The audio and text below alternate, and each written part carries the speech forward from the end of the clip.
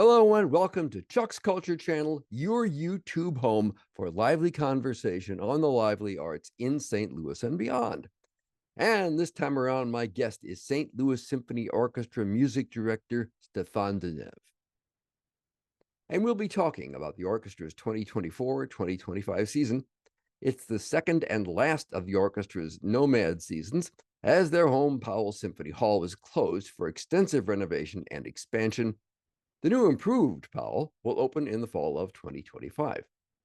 Meanwhile, the SLSO is dividing its regular season between the Anheuser-Busch Performance Hall at the Two Hill Center on the University of Missouri-St. Louis campus and the Stifel Theater downtown. Fun historical fact, the Stifel Theater began life in 1934 as the Kiel Opera House, which was the St. Louis Symphony Orchestra's home from 1934 until 1968. When it moved into Powell Hall. And now, on with the interview. So, as announced, here we are. This is Chuck's Culture Channel. You know who I am, and that is Stéphane Denève, the music director of the St. Louis Symphony Orchestra, as promised. Stéphane, so glad to see you today. Nice to see you, Chuck. Thank you for having me, and bonjour to everybody. Ah, bonjour à tous. Oui. Bonjour à tous et à toutes. So we are here to talk about the St. Louis Symphony's 24-25 season. And my understanding, just to kick things off, is that there's a theme behind the season, yes? Yes, I always love to have a narrative somehow in all the programs of my concerts. But if I can, I think it's wonderful to have indeed also a theme for the whole season. And this one came very naturally because it is our second year now outside of our beloved home Powell Hall. And I thought it would be interesting to actually explore the meaning of home. What is it? And for me, by the way, it's very personal because I've been moving with my family to St. Louis, and now we call it St. Louis home. So I the whole season reflect on that from the very start, because the first concert of our season will actually be E.T. And as you know, the poor E.T. is very far away from home, and phone home, yes.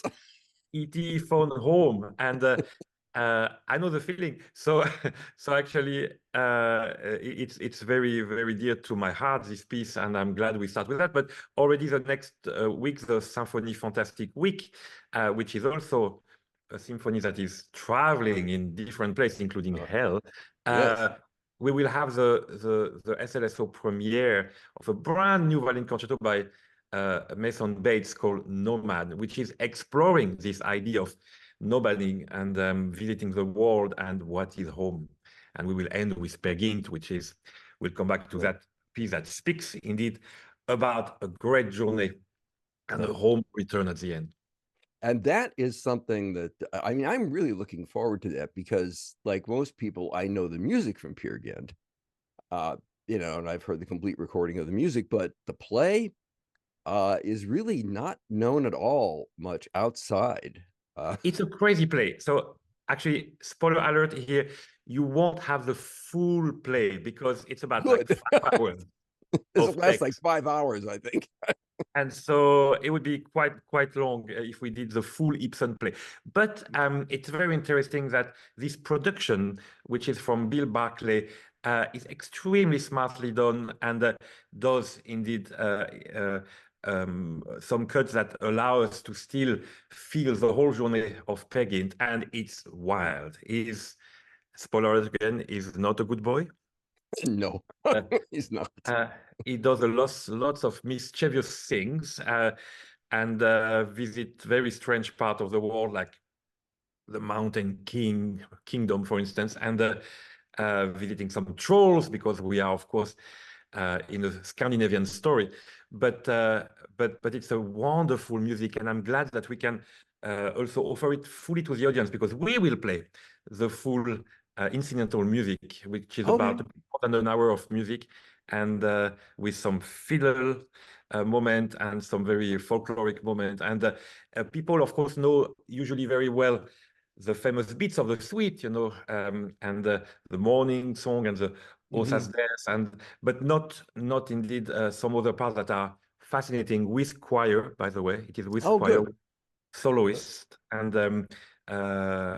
so I'm glad people will discover that it's a full masterwork with more than an hour of great music. And I'm glad And we can, thanks to the size of Stifel, we can really do a full stage production yes. with lighting, with costumes, with actors, singers, chorus, and it's really fun. It's really, really, really fun. So Peer Gynt, that's something to look forward to. And Cagliati, by the way, just let's not forget that we have a world star singer in the role of Solveig. I can't wait to hear her. I'm very lucky because as a conductor, I'm always very near the soloist, so I can hear really the sound from its core. And she is a lovely, lovely singer and a wonderful voice. She's quite a specialist of this role. She did it a lot, and she has these floating high notes that are ideal for the wonderful, wonderful song that she sings. Oh, excellent. So that's something to look forward to. Certainly, I'm looking forward to Symphony Fantastique again because I love that wildly excessive piece. That's Berlioz at his essence. Let's see. You also have I'm remembering there's you have an Albertville program coming up. Yes, well, it is the 150th anniversary, of his birth, so birthday, and in 1875. And Ravel is, of course, central to my repertoire because I love him. And here, what makes me very happy is that we will have an amazing artist with a dear friend of the orchestra. He recorded with the orchestra, he played often, and he's one of the most sought-after pianists in the world today, Kirill Gerstein. And he Yes. will play both concertos, which is a tour de force, as we say in French, because the left hand is so difficult. And then he will have still to play the G concerto for two hands. So it will be quite busy. And we'll have our orchestra on display with the Bolero. And I'm so proud of our orchestra that I'm always very happy to make them shine. And this is the piece for it. And we will start the concert with Mother Goose, with a favorite of mine. I mean, the most poetic, Yeah. fantastic. Ma mère Loi in Oh, French. I'm sorry, Loire. I'm still working on my French. Not bad, by the way. You welcome me with some good French. Bravo. Merci. And I'm trying to remember, is La Valse in this program also? No, I mean, we cannot do all the masterworks in once, but I love to do La Valse. I did it last time here with the Valse Noble et Sentimentale together. Right. And no, this is an amazing piece too, but no, not this time. This time it's Mother Goose, both concertos and the Bolero. J'adore Ravel aussi, so I'm looking forward to that. Let's see what else Formidable. there's. Formidable. We have another anniversary, Leonard Slatkin's 80th birthday coming up. Yes, and I can't believe that it's a big number, 80th birthday, because he looks fantastic. I actually had lunch with him yesterday, and I treasure the fact that he also lives in St. Louis, and we became buddies. So we see each other often, and I love his company. I think he enjoyed mine too. So it is wonderful. And this is a very special birthday because his whole family will be represented, meaning there will be his wife, Cindy McKee, and that's terrific that she will be featured. He's a great composer, so he will conduct this piece called Timepiece. And that's new. His son Daniel will also have a wonderful piece played here, and it's called Voyager 130. And I spoke actually about this piece yesterday with Leonard, and he's extremely proud. And it was very touching because he said, like, I know I'm biased, he's my son, but this is really great music. So this is beautiful. And he will also have a workshop with young conductors, and because he's a fabulous teacher, I mean, he's so knowledgeable. And so I'm glad we will honor him in a full week. And then you have 2 weeks of a sort of mini Mozart festival. Yes, he's the first, and I hope it's a pilot of something that is here to stay, because Mozart is, of course, well loved in St. Louis, like in many places in this world, and I adore Mozart. I was kind of a Mozartian conductor when I started my career. It's very funny because people now, of course, absolutely don't know that. But when I was in my 20s, my breakthrough was thanks to Georg Scholti, that chose me as his assistant for Don Giovanni at the Paris Opera. And then I conducted also Così fan tutte and Magic Flute in some festivals and got some good reviews. And that's how kind of everything started. And I became Kapellmeister in Düsseldorf in Germany, permanent conductor of an opera. And they were really asking me to conduct all the Mozart operas. So I was a kind of Mozart opera specialist for a while, and I still feel in my heart I am. And so here it's an interesting 2 weeks combination, because we will see some aspect of Mozart and mix it with music of our time. So the first week is centered around the Requiem, which is of course very special, with a great cast.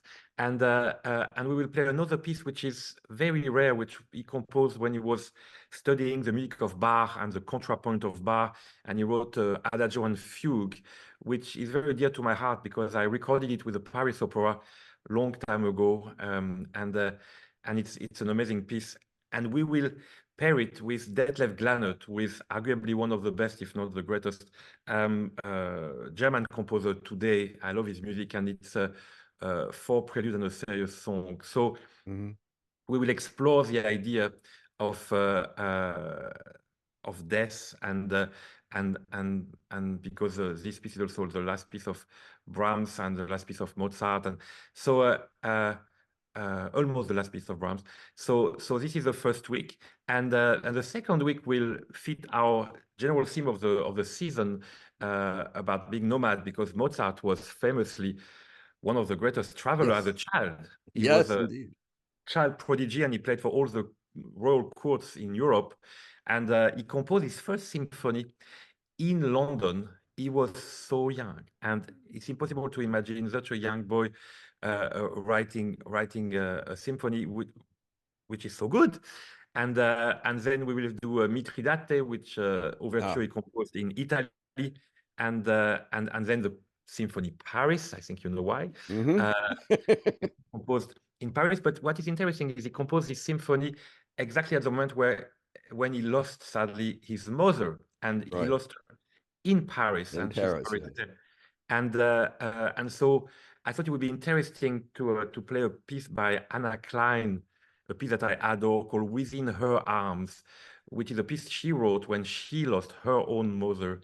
And it's a piece reflecting on the music of the past. So there is a connection here somehow, and so I'm glad we can include this beautiful Anna Klein piece to reflect on the death of Mozart's mother and Anna Klein's mother.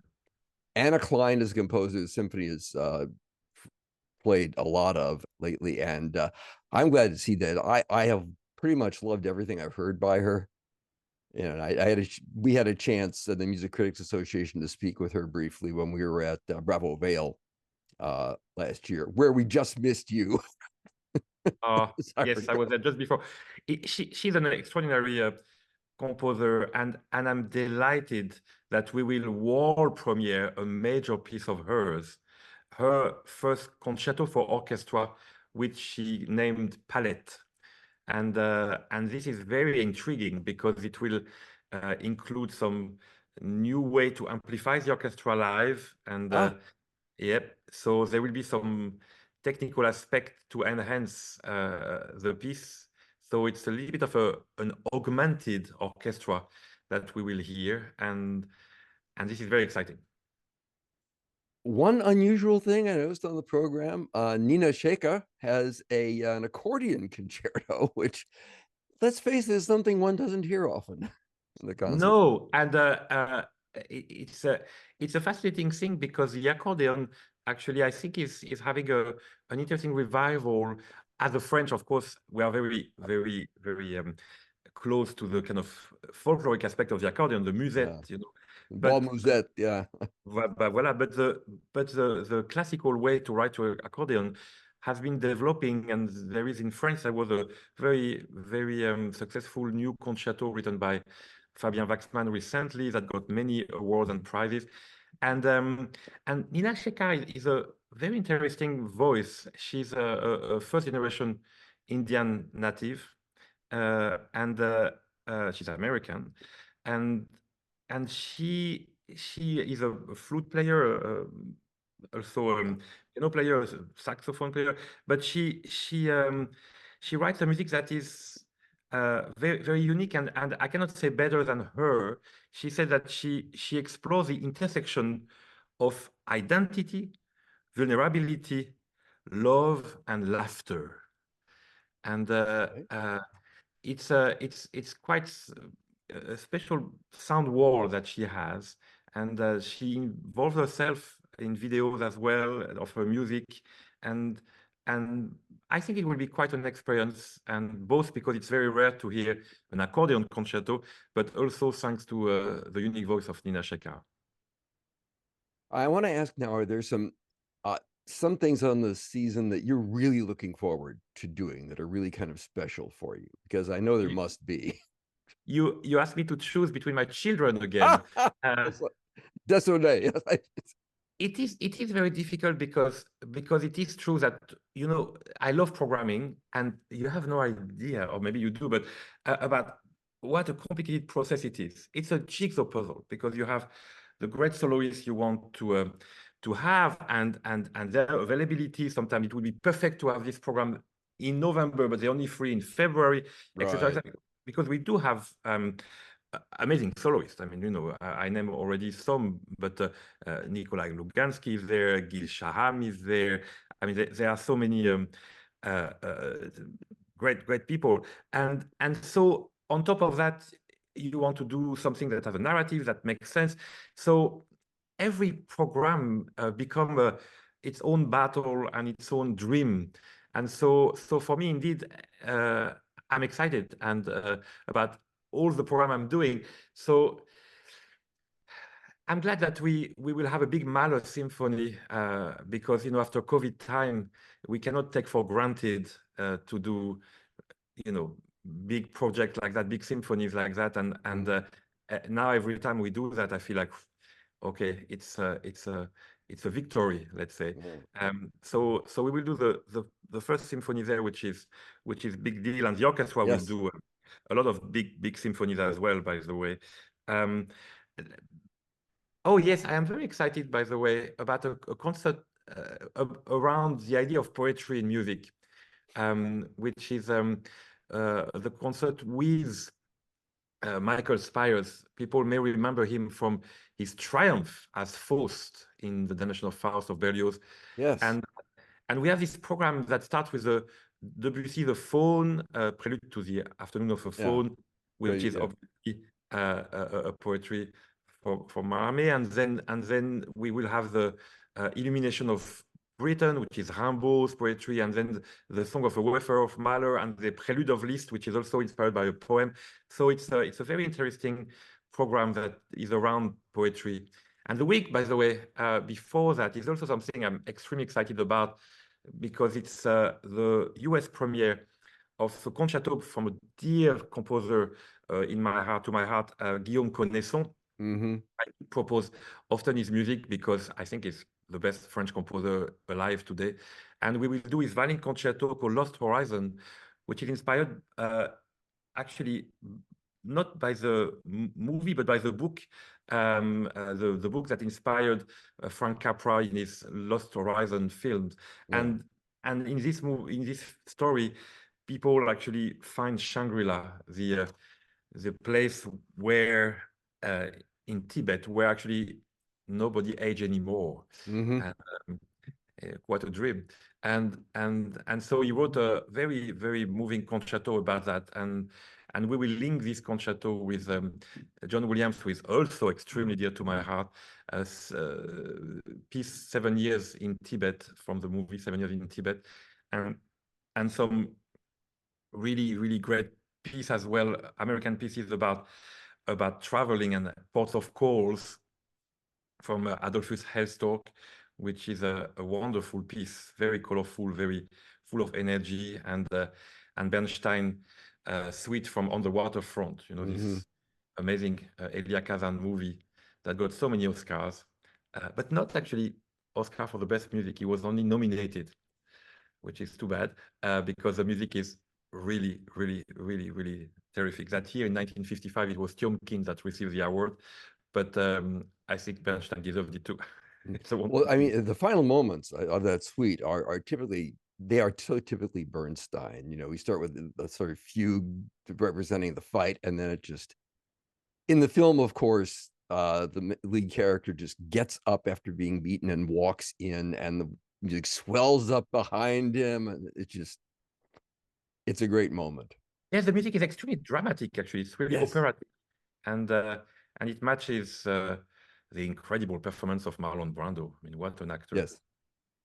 I want to ask quickly, some of the more memorable moments at the symphony have been when the symphony and the chorus joined together. And I mean, I know you're doing that for Peer Gynt, but are there other big moments for the symphony and chorus in the coming season? Oh, yes, they are the precious part of our family. And that despite not being in our home, we really created some home away from home, I would say, and are able to just do all what we do, which is to offer music to every audience, and we have every type of music you can imagine, and that's very important. You know, we do films as well. We have some great film. I mean, I will do one, E.T., but there is also Coco, and I think Casino Royale, and yes, and the chorus will be there as well for the Symphony Number 9 of Beethoven, for you know, a great concert with Jeb and you, and